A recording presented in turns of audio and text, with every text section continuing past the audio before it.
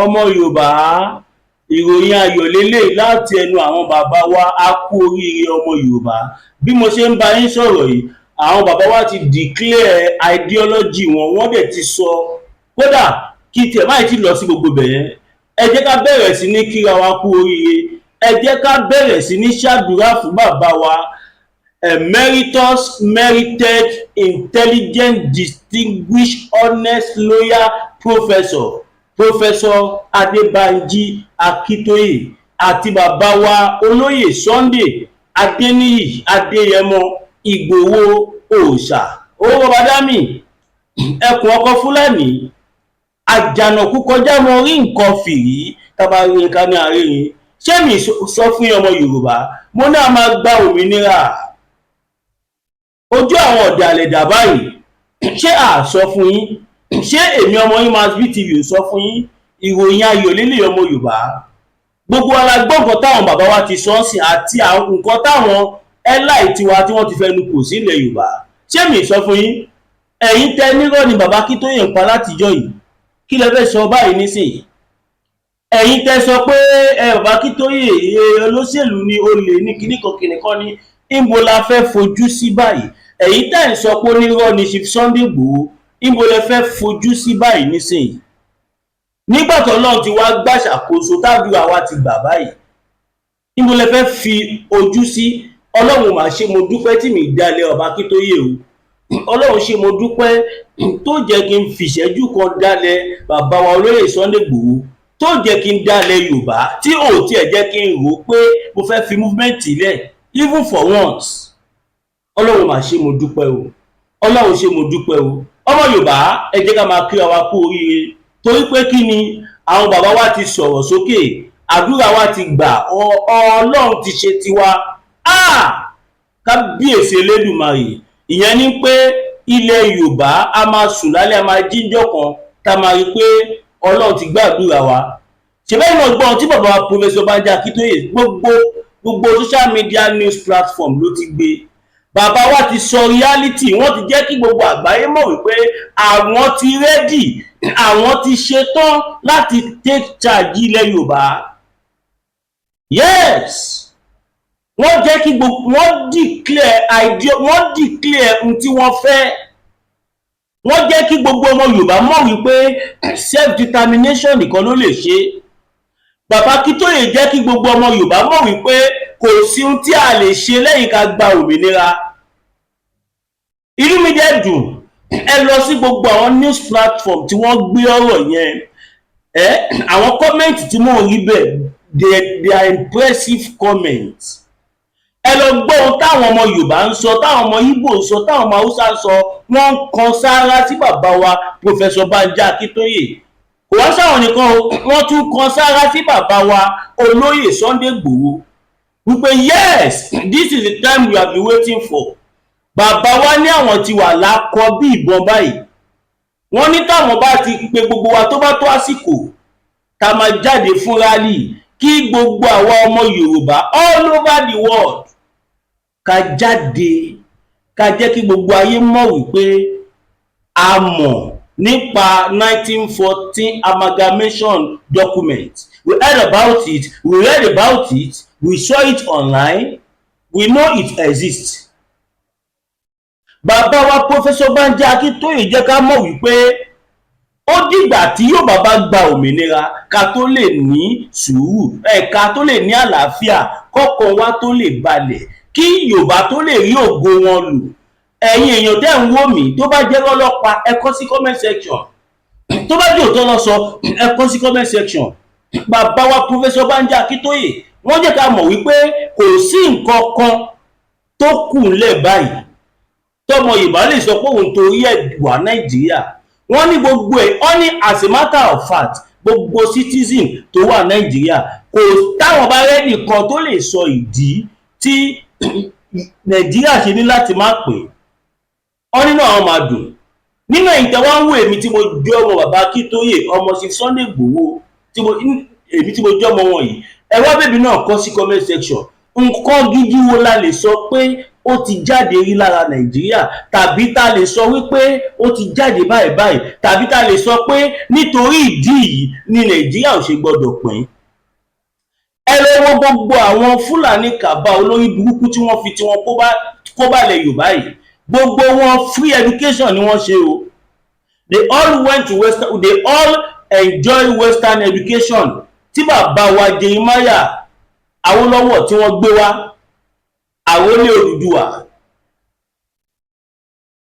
Ẹ lọ wo manifesto bàbá Awólọ́wọ̀, ẹ mọ̀ wípé ìran Yorùbá ìran aládé ni wá. We are great people with clear vision, with well-prepared mission. As a matter of fact, nínú gbogbo ẹ̀yà tó wà Nàìjíríà, kò sí ẹ̀yà kankan tẹ̀lé fiwé Yorùbá, because we are different, we are unique in nature.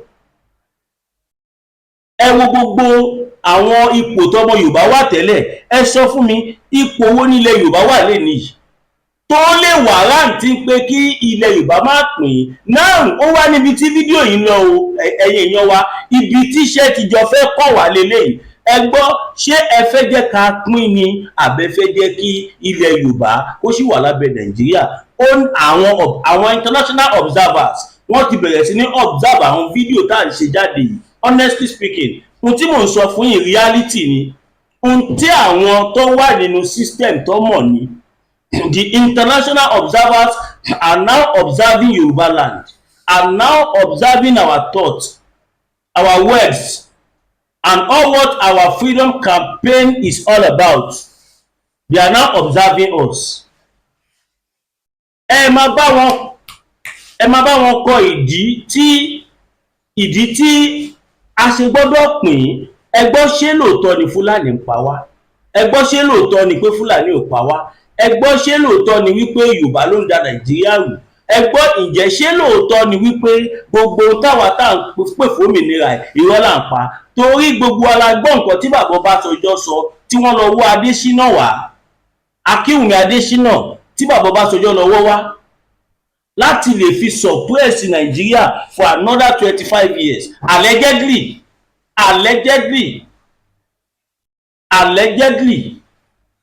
I was not there. Ọmọ Yorùbá, ẹ gbọ́, ṣé lóòótọ́ ni wípé Nàìjíríà ìdí pàtàkì kan wà tí ò ṣe gbọ́dọ̀ pín?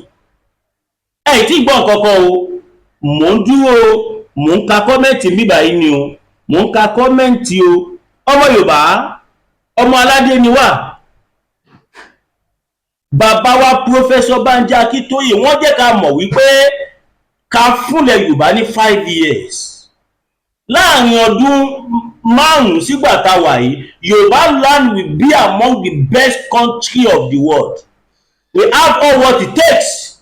Bẹ́ẹ̀ni, tí Burkina Faso bá lè take charge of their resources, if they can stand on their foot, then what is wrong with Yorùbá land? Burkina Faso tó 10% population ilẹ̀ Yorùbá now. They don't even have 1% of the resources we have. And they are standing strong. They are standing firmly. So kí ló wá ṣẹlẹ̀ sílẹ̀ Yorùbá? Ṣé a gbọ́dọ̀ kù sóko ẹrú ni? Ṣé wọ́n ní ẹrú ni ká wá ṣe ni? Inú mi dùn pé gbogbo ẹ̀yin tẹ́ ń pariwo wọn Nàìjíríà tẹ́lẹ̀, orí gbogbo yín ti pé nísìnyí. Ẹ ti wá rí wípé ẹ kò ṣe jàǹbá fún ìran Yorùbá ni. Torí pé bàbá Tinubu tí gbogbo yín dìbò fún yìí, àwa mọ̀ pé wọn ò lè rí kankan ṣe, èpè kọ́. Kò ń ṣàwọn ní pọ́blẹ́mù, kò ń ṣe pé kò ń Tinubu láti tún lù ṣe, ṣùgbọ́n foundation Nàìjíríà kò fàyè lẹ̀ pé kéèyàn tún Nàìjíríà ṣe. Mo fẹ́ play kọ̀ọ̀kan fún wa, gbogbo wa, ó yá ẹ jẹ́ ká gbọ́. Kó tó di pé màá play audio yìí fún yín, màá kọ́kọ́ fi fídíò kan wọ̀nyí ná. Mo fẹ́ kẹ́ wo fídíò yẹn. Ó yá ẹ wò. Olórí, mi ò fẹ́ jẹ́ kí sáà jẹ́ ṣù. Wọ́n máa play fídíò nìkan. Màá sọ tọ́mọ yẹn ṣe, bóyá ẹ lè má mọ̀ nǹkan tó ń ṣe. Tẹ bá wò sàlẹ̀ yẹn máa rí Fanta ṣẹ́rí.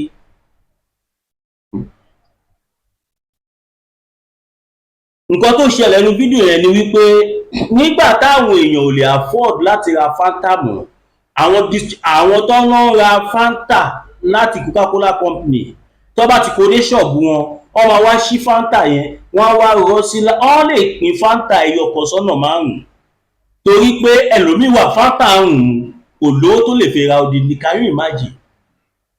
Can you imagine? Ẹ wo tó bá wa dé ilẹ̀ Yorùbá lè ní. Can you imagine? Fanta tí ò ju 60 naira ló ń gbà kan 65 naira 65 naira la máa ń rà á. Ó wá di nǹkan tí èèyàn kan gan ò lè dá ẹyọ kan mọ́, èèyàn 5 ló máa parapọ̀ láti rẹ ẹyọ kan. Can you imagine? Tí ní nǹkan kan o, àwọn fídíò kan wà tó yẹ pé ó marama tí màá fi hàn yín lásìkò tá a wà yìí. Ẹ jẹ́ kọ́kọ́ play ọ́díò yìí kí gbogbo àjọ gbọ́ ná, tá a bá ti wá gbọ́ tán à á tẹ̀síwájú. Ọmọ Yorùbá kábíyèsí Elédùmarè. Thank God for making us to see vintage. We thank God for making us to see vintage. Yes. Today is Monday. Yes, today is Monday. 5/5/2025. Yes. The truth of this matter, the only truth is let everybody go. Let the Yoruba go. Let the Igbo go. Let the Hausa go. If you continue analyzing, saying all these things from now till 100 years, if we the Yoruba under one Nigeria, all these atrocities will still continue to be happening and nobody will do anything about it. You know, my brothers have said it all, but sometimes you know the truth that you haven't seen or spoken. I don't know how to put it because English is not my language. My language is Yoruba. That's my point. You're supposed to finish your word, your message is, let Nigeria be break. Let Nigeria be divided. Be divided. That's supposed to stay at the last of your message. But you keep it because maybe they have told you before, maybe they have put you in the prison before. No. Let's continue saying the truth. We Yoruba, open our sense, open our eye and see what is happening in Yoruba land. Yoruba land is no more safe. Our bushes is no more safe. Farmer cannot go to farm. Everything costs in Nigeria and Yoruba land now. So the only solution, the only truth is that let everybody go. Let Yoruba go. If they divide Nigeria, all these Fulanis that they are hunting people like cows. As we said, who are the cows? I get my point.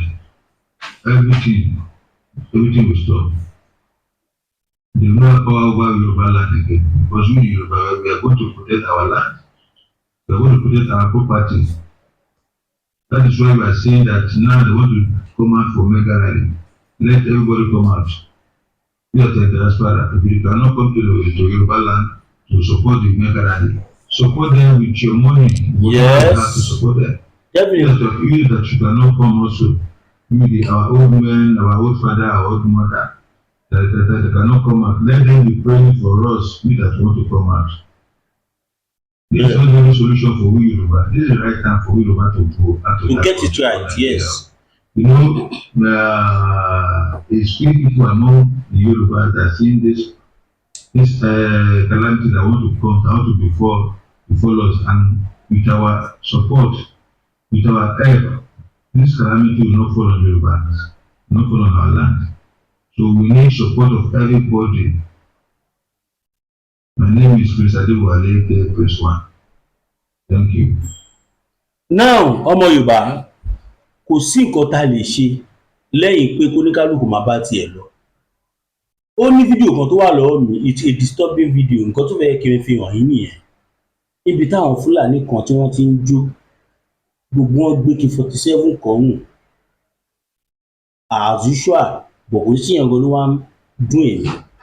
Mo wá rí kan náà àwọn Fúlàní yẹn, ó wá mú ẹsẹ̀ èèyàn dání tí wọ́n ti gé, ọwọ́ èèyàn tí wọ́n ti gé mọ́ kínní, ó wá méjèèjì dání, ó wá fi ń ṣe ẹ̀sín. Ó ń jẹ́ ká mọ̀ pé Yorùbá, Ìgbò, Ìgbò, Yorùbá ẹ mọ̀, ó ń jẹ́ ká mọ̀ wípé a jẹ́ nǹkan kan. Kábíyèsí Elédùmarè. Ilẹ̀ Yorùbá ti wá di ilẹ̀ tó jẹ́ pé àfi kán pààyàn.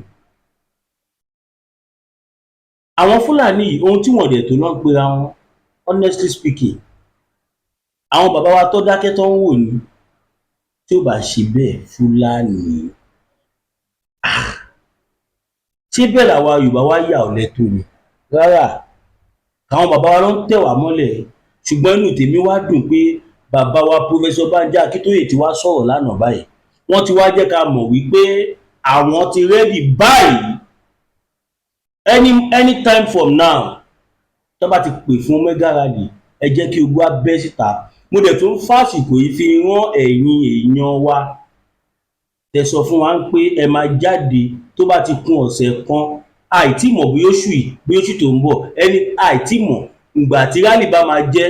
Àwọn bàbá wa Professor Banji Akíntóyè wọ́n máa jáde, àti Chief Sunday Igboho wọ́n á jáde, wọ́n á jẹ́ ká mọ̀ pé ìjọba yìí ni rally fẹ́ bẹ̀rẹ̀ nílẹ̀ Yorùbá. Peaceful rally as always, as usual, peaceful rally. Òun la sọ pé ẹ̀yin èèyàn wa tẹ wà káàkiri West Africa, come and join us to make sure the mega rally happens. Come and wo èèyàn bóyá bí 50 million on streets.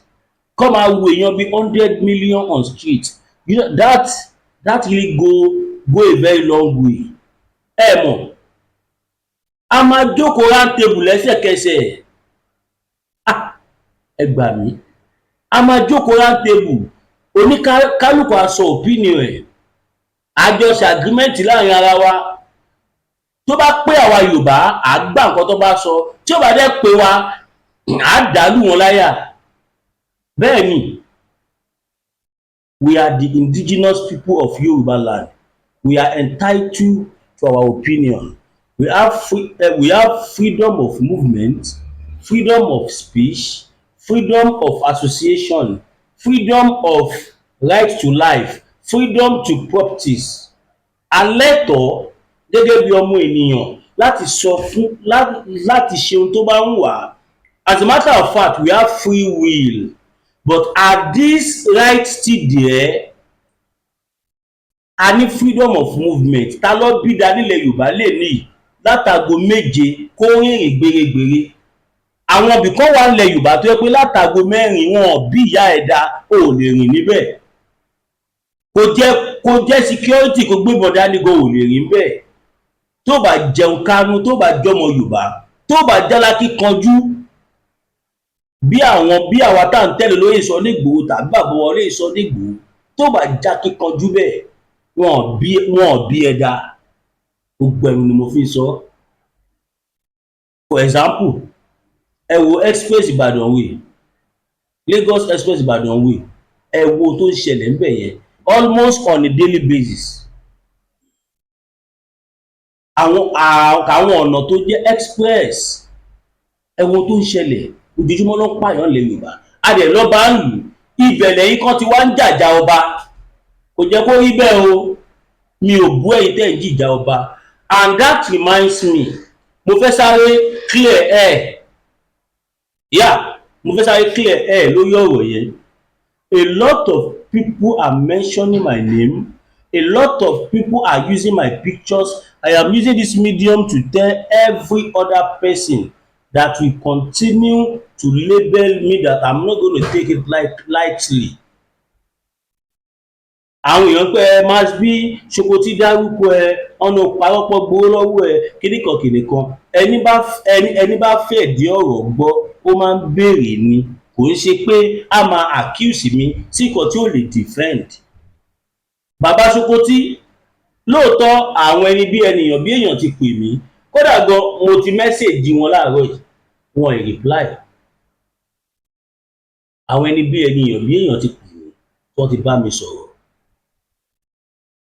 Ní about 2-3 years ago, mo ti sọ pé mi ì fẹ́ sọ̀rọ̀ yìí tẹ́lẹ̀, ṣùgbọ́n mi ì lè dákẹ́ kí àwọn èèyàn máa stain orúkọ mi, because I work very hard to build my name.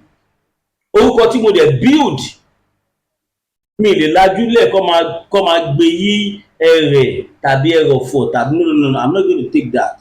Òun ló yẹ jẹ́ pé látìgbà tí mo ti wà ní movement kò sẹ́ni tó lè sọ pé Mazi gbá òun tàbí òun fún Mazi lówó tó ń ṣe Yorùbá nation àbí a fún lówó kó fi ṣe kankan tí ò ṣe.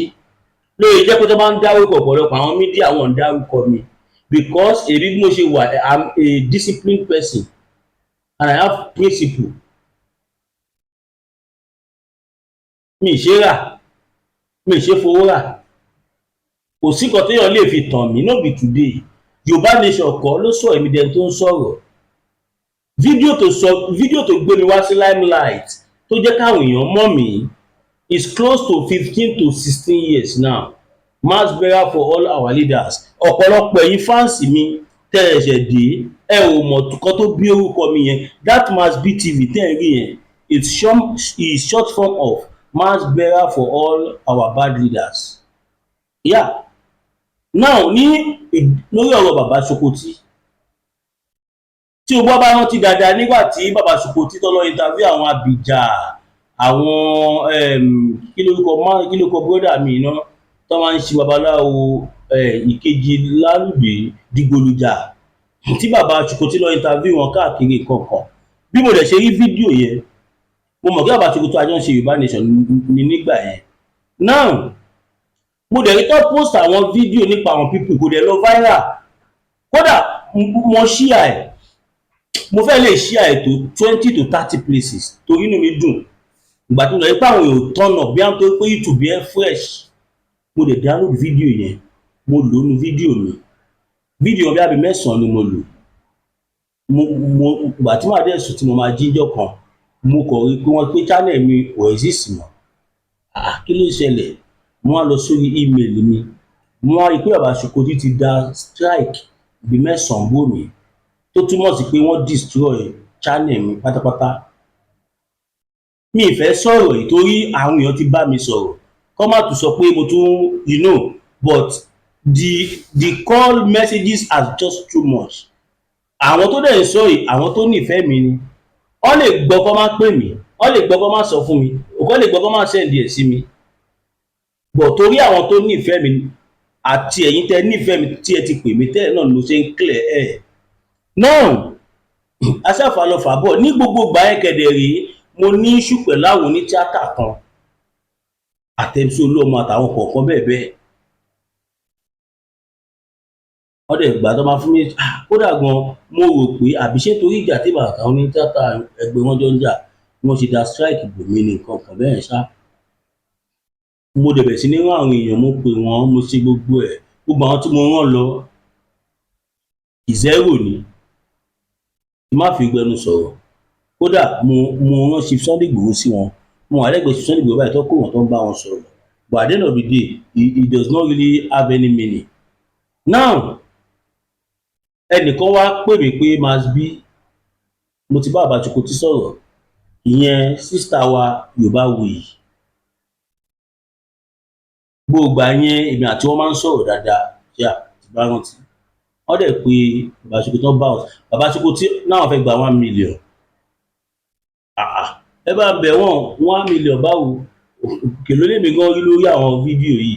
Kò ṣe kí bí a mọ pawó kan tó ṣe kinní kan.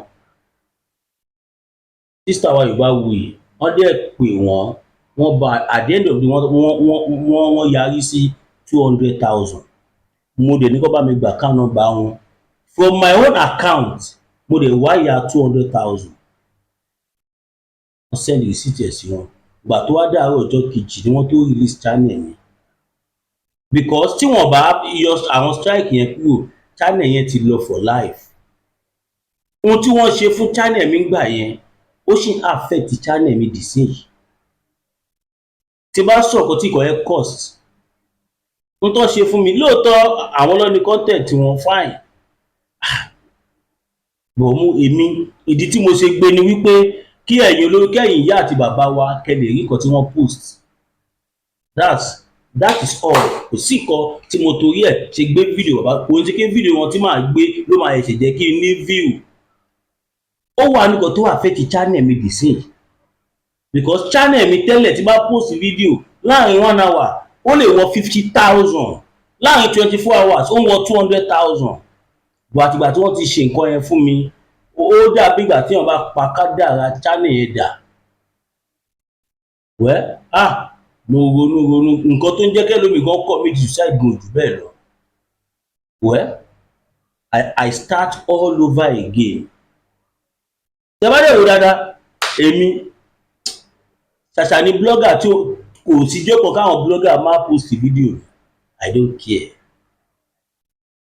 Mo dẹ̀ mọ̀ pé bóyá inú ló bí bàbá Ṣoko tí ń gbà yẹn, bóyá inú pé wọ́n bá mi sọ̀rọ̀ pé kí n bẹ àwọn kọ̀ọ̀kan tí mi ì ṣe lọ́ọ́ ìṣìkan tó ṣe, I don't know, but ìyẹn ti lọ.